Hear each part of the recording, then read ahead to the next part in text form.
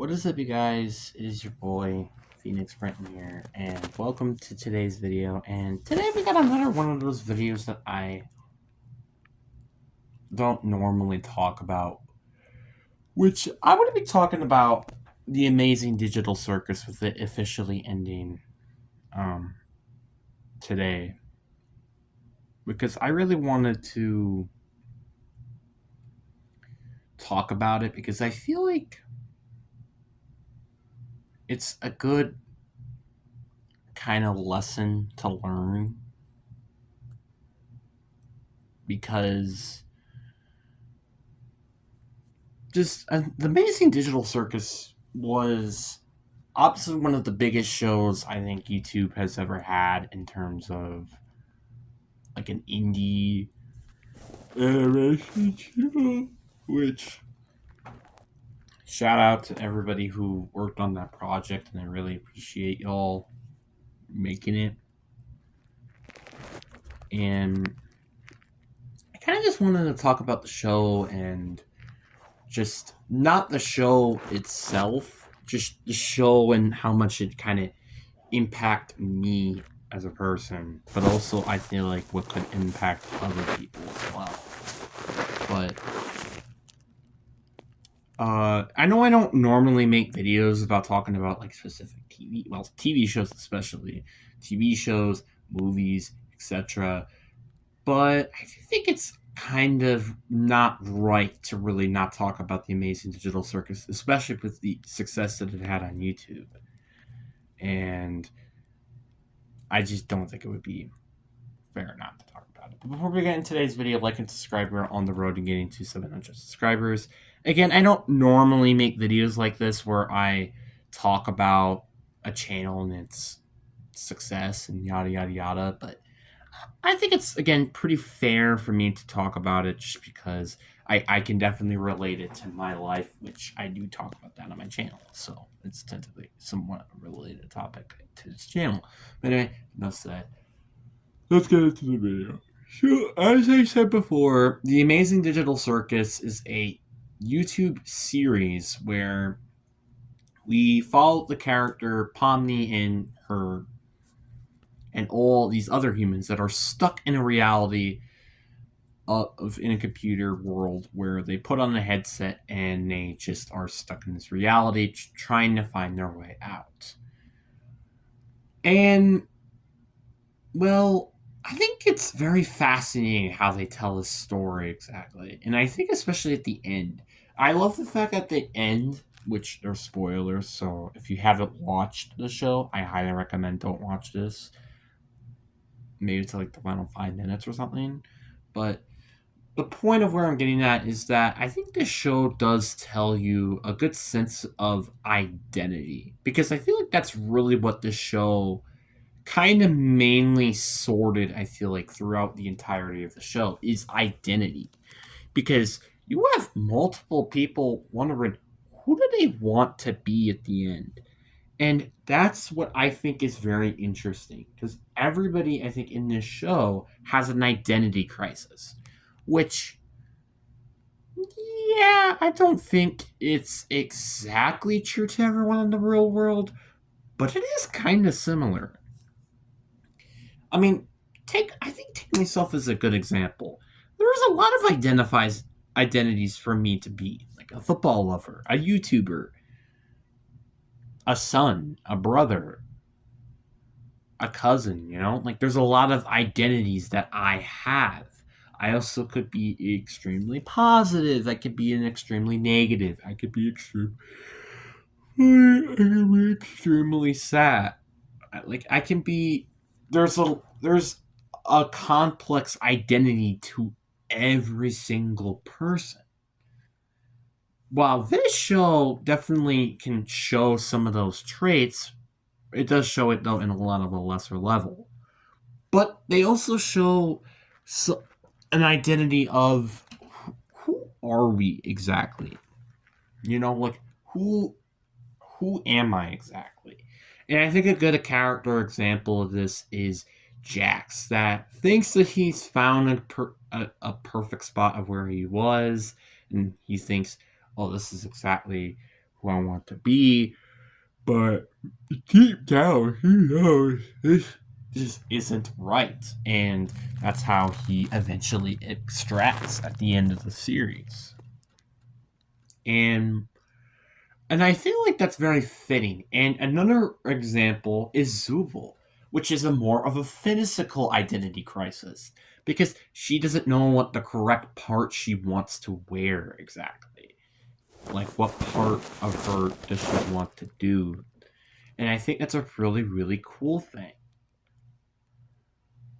Ragatha has a bit of an identity crisis of, being so selfless because she doesn't really help herself, which guess what? I kind of have that bit of an issue myself. Pomni feels she's, kind of trapped and lost in this place, but she kind of figures out her way and yada yada yada. Like, and Kanger is, well, he's kind of crazy. So you kind of can see what I mean. Every character, as well as King, which I'll talk about a little bit later because it's a little bit more of an interesting / unique standpoint, they all have an identity crisis. And I think it's a really cool thing. And I mean, even the side characters could have even some other character as well also has an identity crisis. That being Google or whatever his name was. What was his name again? The cowboy T-Rex guy that Pomni maybe have a secret crush on. Anyway, I don't really know, but you kind of get the point. And I really think it's an interesting standpoint for identity crisis. And I think that's also a very good point in terms of the online world, which, funny enough, this is technically a virtual reality world.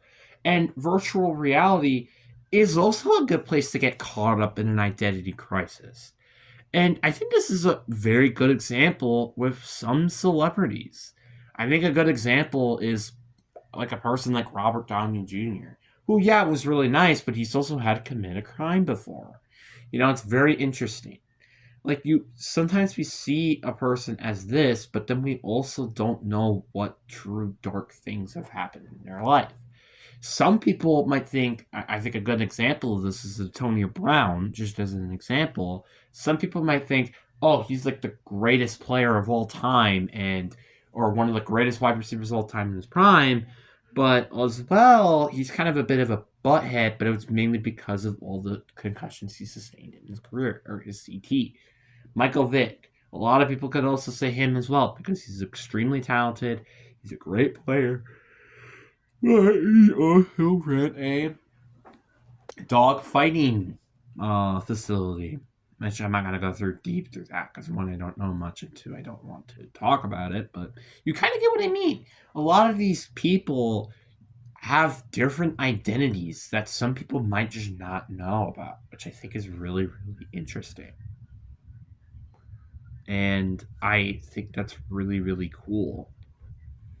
And I also think what's very interesting as well about this show is it also teaches you that you can make friends in the worst of situations. Which I know that's kind of something that maybe is just like kind of obvious to you, but it kind of isn't at the same time. Like, it is very difficult in the world now, I feel like, to make actual friends and hang out with them in real life. Because I feel like what this kind of world is, and I think it's just kind of going to stay like this for a while, unfortunately, is you're kind of just going to have friends online, but you might never have friends actually in person. And I think this situation is just going to get worse and worse as the years go on, which is very, very unfortunate. But I do think this is what's going to be happening. And I think this show kind of, again, puts it in a very good example. And I really, really do appreciate that. And before we go talk about why I like the ending, even though it might not be as what a lot of people wish it was. Let's talk about Kane and his character as a whole. So Kane is an AI. Yeah, this Kane is literally an AI, and he's the ringmaster of the crew, and he makes all the adventures and yada yada yada.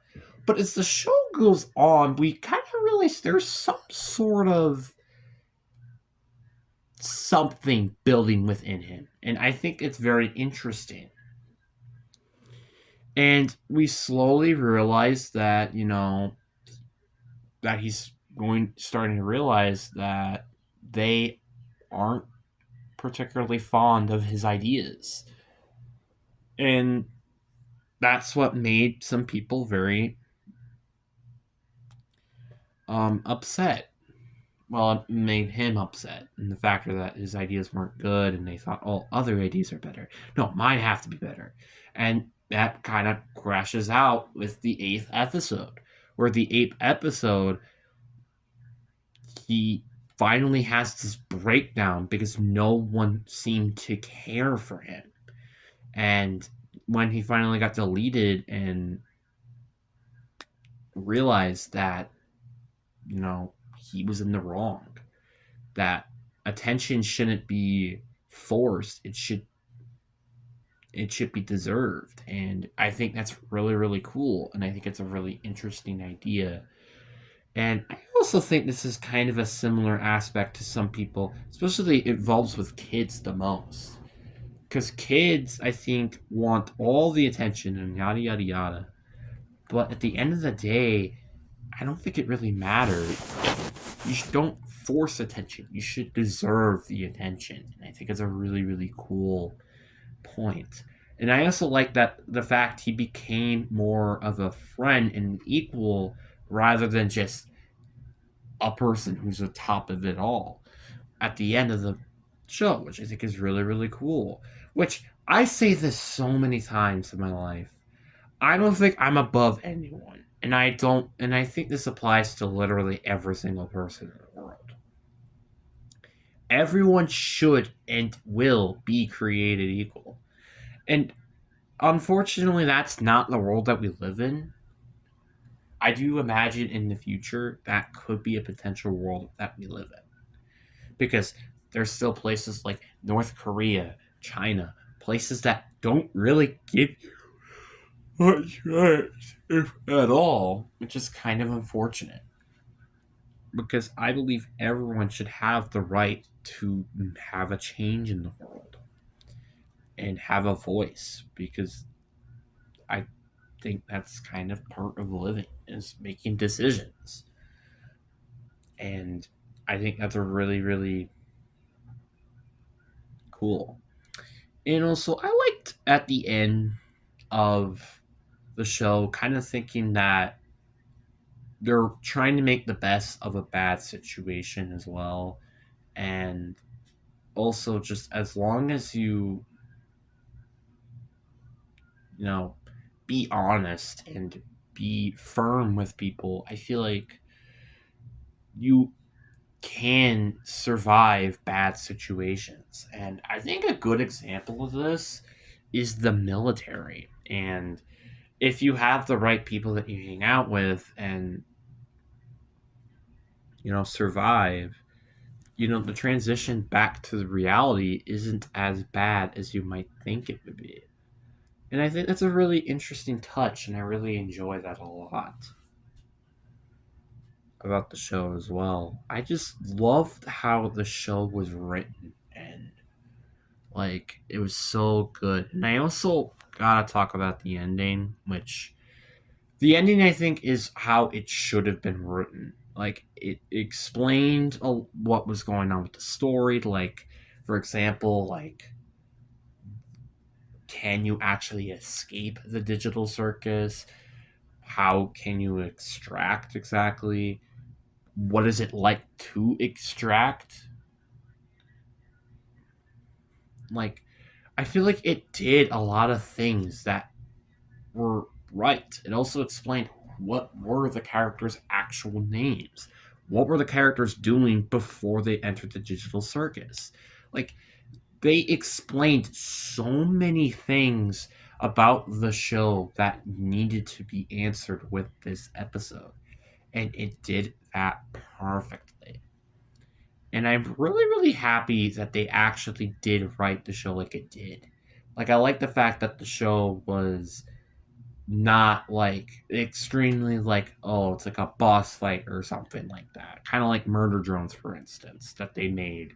It was more, boss fight level, right? This show was more of an emotional slash getting to know more about the characters, even if it's at the end of the show. Which, yeah, I'm a little frustrated that like everything was basically talked about in episode 9 and not at 8. Like I wish they did spread it out a little bit more evenly, which is a bit of a writing problem. Like honestly, it is just kind of a big, massive writing problem in general. Is just the fact that everything was basically explained at the end, but almost nothing was explained during episodes 1 through 8, which is a little frustrating to be honest with you. And also, I think it's also interesting that we find out that we have now finally found out what it's like for every character when they first came along, except for Zubul. I think Zubul was the only one that wasn't shown, which I think is very interesting. But yeah, we know every character and how was it like for them to come to the world. Kinger, we saw, then Ragatha, and I believe it was Jax, if I'm not mistaken, and then it was Ragatha, or not Ragatha, Gangle, and then Pomni, obviously. We didn't see Zubul, which I think was very interesting, and what her reaction was to the world, but it's very interesting to say the least.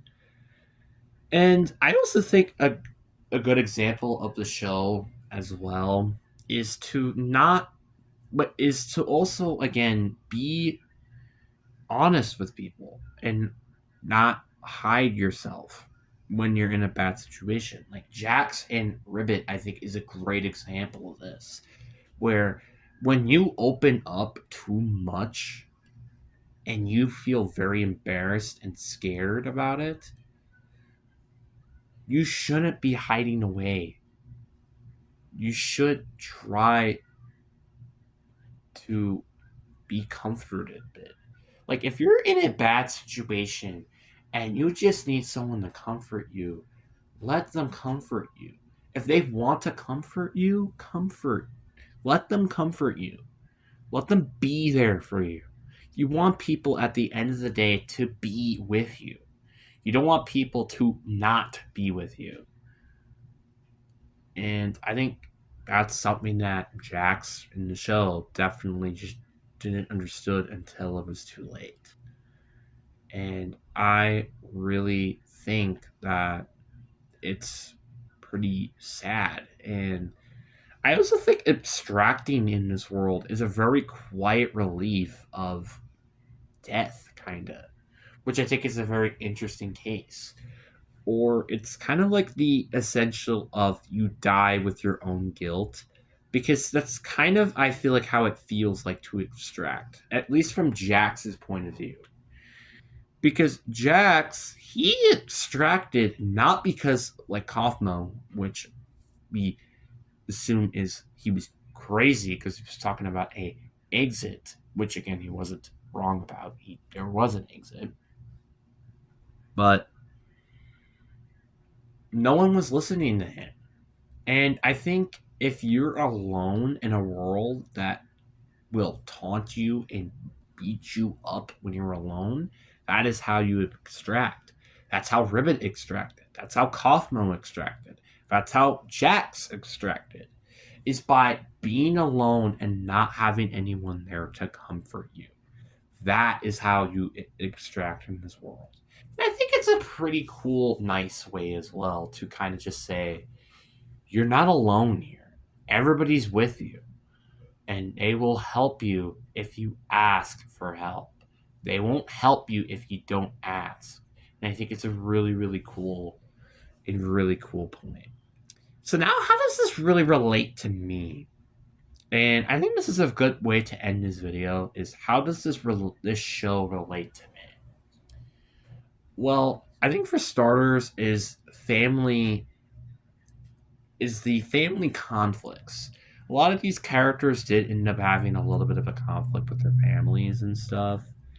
And I've had a conflict with my family. I mean, I've never had a really perfect relationship with my dad in law. I've never had a good relationship with my biological dad. Like, you kind of see what I mean. And I've also felt very sheltered and isolated for a little bit of my time in my life. And I kind of know how it feels to be in that lone space. It can feel lonely and